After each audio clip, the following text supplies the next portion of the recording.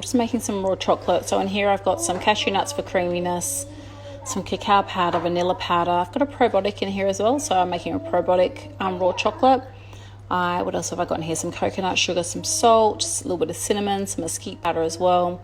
And now I'm going to add some cacao butter that I've melted down. I'm also going to add some almond nut butter as well, and I'll add a bit of maple syrup for some sweetness. I've also got some medicinal mushrooms in here. I've got some lion's mane, which is great for our cognitive function, so brain health. I have got some tremella, which is great for elasticity in our skin and hydration. I'm about to pop in here some chaga and some cordyceps.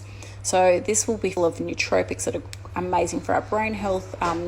Medicinal mushrooms are powerful adaptogens as well, so they help our body deal with stress, boost our immune system, help our nervous system, so many different benefits. So I'll be eating chocolate and getting all the health benefits of it as well. I have then also added some collagen in here. So this has got probiotics, it's good for my gut health, it's loaded full of good fats, it's loaded full of antioxidants, nootropics, great for my brain, and it's chocolate.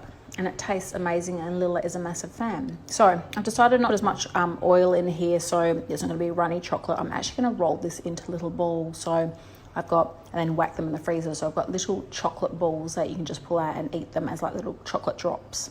I'll show you the end result. Okay, so I've rolled all my chocolate drops, sprinkled a bit of cacao powder. I'm going to whack this in the freezer so they can freeze, and then I'll put them all into a bag and keep them in the freezer.